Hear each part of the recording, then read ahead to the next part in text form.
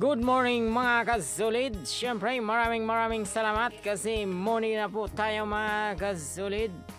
Salamat sa inyong mga suporta. At siyempre kung bago ka pa lang sa aking channel, huwag kalimutang mag-subscribe at pindutin ang notification bell para updated ka sa mga susunod na video. Hayan, dito na tayo sa dahon ng agikik. Tatanggalan muna natin yan mga kasulid ng matigas na parte, parang yung buto niya. Tanggalin natin para pag ginawa nating hugis puso ay hindi na matigas, malambot na siya mga kasulid. Ayan, nandito na tayo sa ating mga ingredients. Siyempre, nandyan ang ating buko. Pina-process na natin yan sa coconut grater.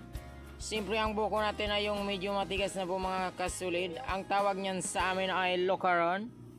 At mayroon din tayong sugar, 1 kilong sugar at 2 kilong rice flour. Siyempre hindi mawawala ang ating pangbalot, ang agikik leaves. Siyempre maglalagay din tayo ng counting calamit mga kasulid para sulit na sulit ang ating pinuso. Ang pangbalot pala natin ay optional mga kasulid. Pwede din tayo gumamit ng banana leaves or dahon ng saging, syempre. Dito na tayo sa aking mahiwagang palanggana mga kasulid. Kaya lagay na natin ang ating buko, syempre.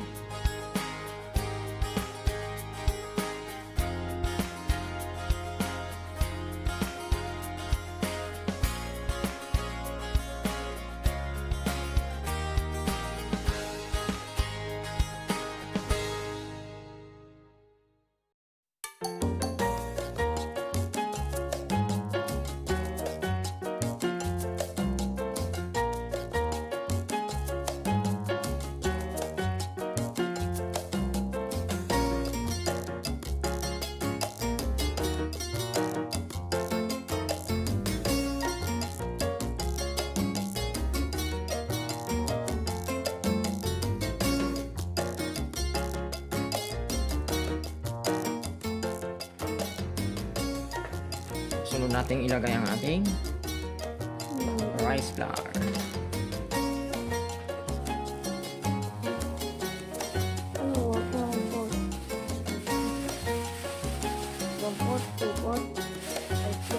Dalawang kilo.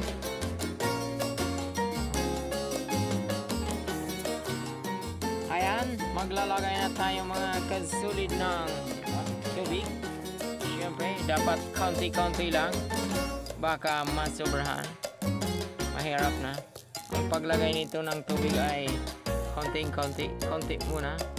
Tapos kung medyo kulang pa, dadagdagan natin para tamang-tama lang ang mix, pakakahalo, kumbaga.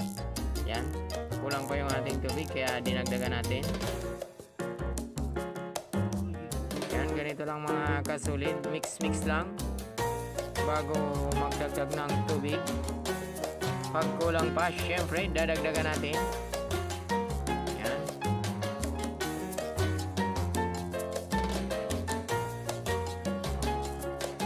Ayan, kulang pa mga kasulid ang ating tubig kaya magdadagdag pa ulit tayo.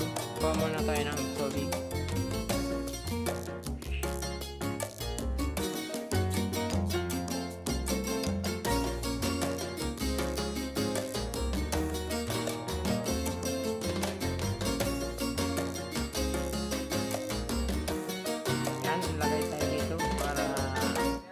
Lahat na makuha yung yung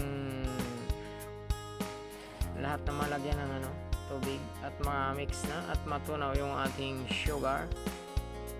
Siyempre ang ating sugar natutunaw kaya siyempre pag natunaw yan, madadagdag pa yan sa nilagay nating tubig mga kasulid.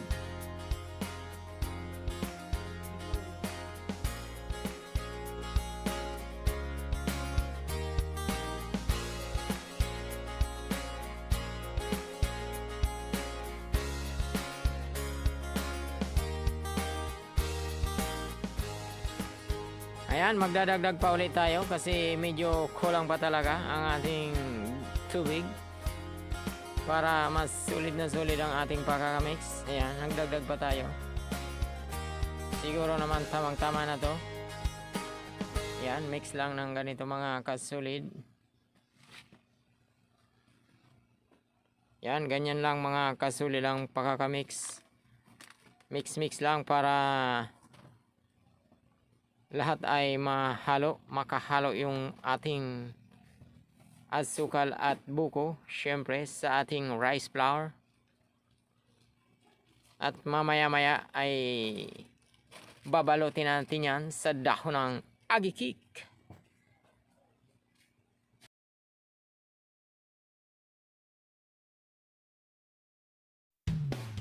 Syempre ilagay na natin ang ating calamite mga kasulit. Ayan o. Para masama na sa pagkatunaw ng sugar at mamix na rin sa ating rice flour, mix na mga kasulit ang ating gagawing pinuso sa bicol.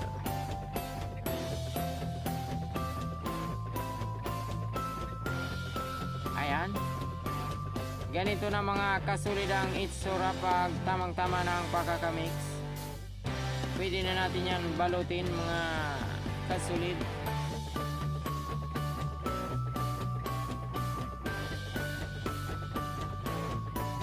Ayan, ganito mga kasulid talaga. Mix lang natin ng kaunti pa para pag nilagay natin sa dahon ng agikik, talagang sulit na sulit.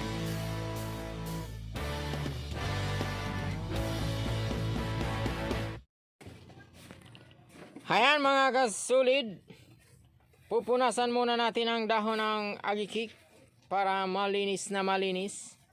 Kasi kanina pinaapoyan niya natin para masyadong lumambot at hindi mabutas pag nilagyan na natin ang ating mixture, syempre. At maya lang pagkatapos nito mga kasulid ay magbabalot na tayo. At ipapakita ko sa inyo kung paano magbalot ng pinuso dito sa bicol. Ayan, dito na tayo mga kasulid. Ayun o. Ayan, ganito lang mga kasulid.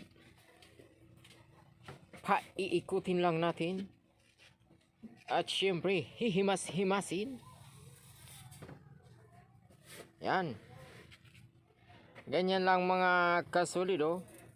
Para maging hugis puso. Pag hugis puso na yan, lalagyan na natin ng ating mixture mga kasulid. Siyempre medyo mahirap itong mga kasulid kasi masyadong nasobrahan yung pakakapalambot natin ng dahon ng agikik.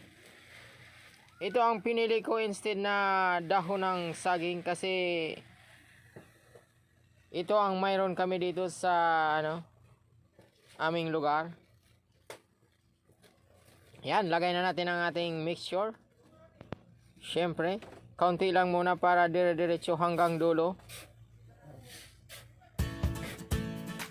Yan, ganito lang mga kasulid ang paggawa ng pinuso dito sa amin.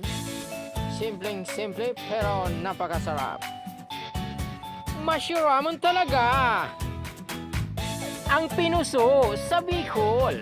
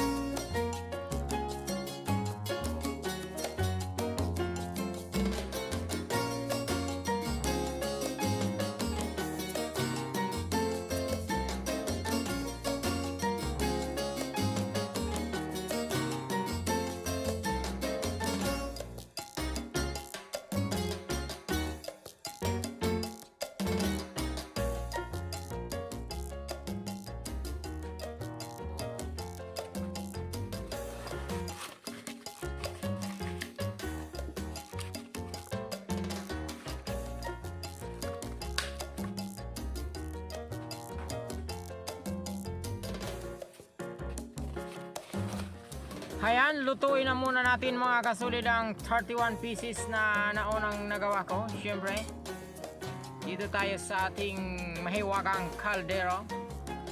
Ayan, lalagyan muna natin ng sapin mga kasulid ng dahon ng galikik para hindi masunog ang ating pinuso kung sakasakali man.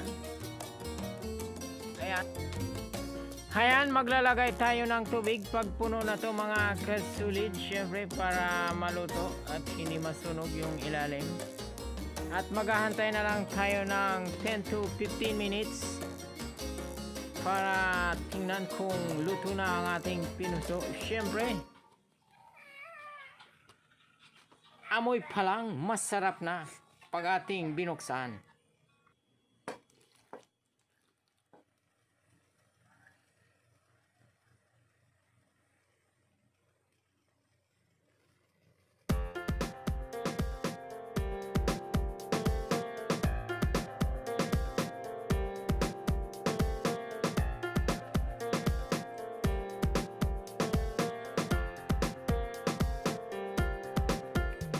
Ayan, naluto din mga kasulid ang pinuso natin.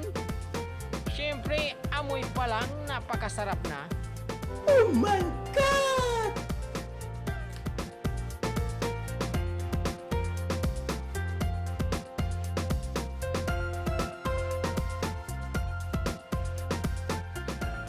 Ayan, dito na tayo sa aking mahiwagang kawali mga kasulid kasi puno na yung ating kaldero.